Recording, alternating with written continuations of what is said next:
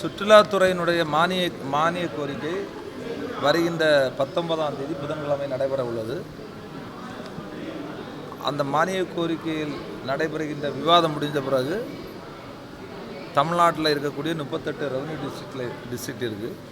38 வருவாய் மாவட்டங்களில் எங்கெங்கே பொட்டன்ஷியல் இருக்குதோ அந்தந்த பகுதிகளில் திட்டத்தை அறிவிக்க வேண்டும் என்று மாண்புமிகு தமிழக முதல்வருடைய கவனத்திற்கு நான் கொண்டு போயிருக்கேன். அந்த அடிப்படையில் நல்ல வளர்ச்சி மிகு திட்டங்களை நாங்கள் அறிவிப்போம். ஒவ்வொரு துறைகள்லையும் ஊழல் நடந்திருப்பதா வெளியே அறிக்கை விட்டுட்டே இருக்காங்க. நம்ம துறையில் எப்படி இருக்குது அது கடந்த ஆட்சி காலங்களில்? இல்லை, எனக்கு துறையை பொறுத்தவரையில் எங்களுக்கு எந்த சொந்தமான நிலம் கிடையாது. சரியா? இதை வரக்கூடிய டொமஸ்டிக் வரக்கூடிய பயணிகள் மாநில அளவுலையும் சரி, இந்திய அளவுலையும் சரி, உலக அளவுலையும் சரி, வரக்கூடிய சுற்றுலா பயணிகள் இங்கே பார்க்கக்கூடிய அளவில் நிறைய இடங்கள் இருக்குது. அந்த இடம் சுற்றுலாத்துறைக்கு சொந்தமானதாக இருக்காது, ஏதாவது ஒரு துறைக்கு சொந்தமானதாக இருக்கும்.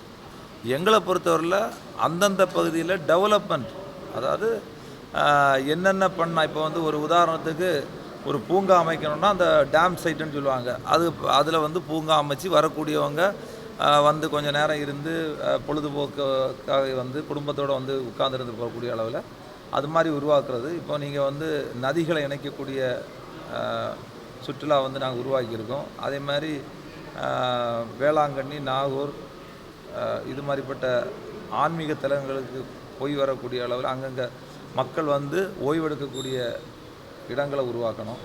இது மாதிரி பல திட்டங்கள் வேளாண்மை அளவில் வச்சுருக்கோம், இனி மருத்துவ அளவில் வச்சுருக்கோம். இப்படி பல சுற்றுலா இருக்குது.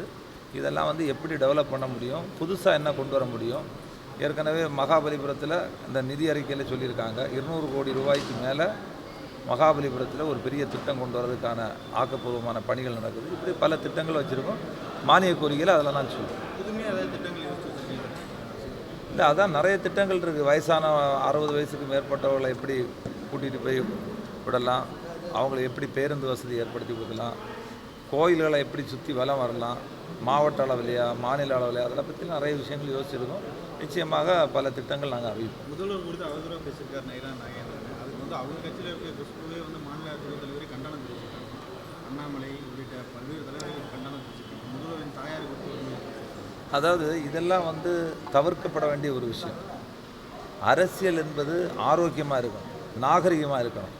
இது மாதிரி தரந்தாழ்ந்த விமர்சனங்களை பண்ணுறது தப்பு. அதுவும் அவர் கொஞ்சம் சீனியர் மேன், அவரெல்லாம் இப்படி பேசினா அது மிகப்பெரிய தப்பு. தாவேக அரசில் முதல்வரும் ஜோக்கர், அதில் இருக்கிற அமைச்சர்கள், சட்டமன்ற உறுப்பினர் எல்லாமே ஜோக்கர் தான். இது ஜோக்கர் ஆட்சி தமிழ்நாடு உதயநிதி ஸ்டாலின் சொல்லியிருக்காரு. இன்னைக்கு முதல்ல அவங்க கட்சி எப்படி ஆட்சிக்கு வராமல் போயிருக்குன்னு அவங்க பார்க்கட்டும். அவங்க ஒரு பெரிய ஒரு பாரம்பரிய கட்சி தானே, எப்படி ஒன்றும் இல்லாமல் போச்சு. அதனால் அவங்க கட்சியை பற்றி யோசிக்கட்டும். இப்போ ஆட்சி நடக்குது, மக்கள் ஆட்சி. அவர் ஏற்கனவே மனம் திறந்து நம்முடைய தமிழக முதல்வர் சொல்லியிருக்காரு, லஞ்ச லாவணியம் இல்லாமல் ஒரு வெளிப்படைத்தன்மையான ஒரு ஆட்சி, இது மக்களுக்கான ஆட்சி, நாங்கள் வேலைக்காரங்க தான் சொல்லியாச்சு. இதுக்கு மேலே என்ன சொல்லணும்?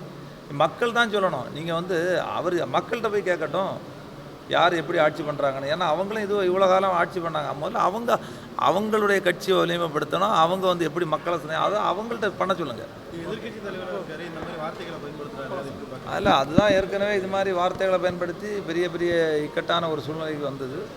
இது மாதிரிப்பட்ட வார்த்தைகளை, தரந்தாழ்ந்த வார்த்தைகளை விமர்சிக்கிறதெல்லாம் தவிர்க்கணும்னு தான் எங்களுடைய கருத்து. சட்ட ஒழுங்கு சரியில்லைன்னு குற்றச்சாட்டு நிறைய பாலியல் அதெல்லாம் ஒன்றுமே கிடையாது. சட்டம் ஒழுங்கு நல்லா இருக்குது, மக்கள் பாதுகாப்பாக இருக்காங்க. சரி.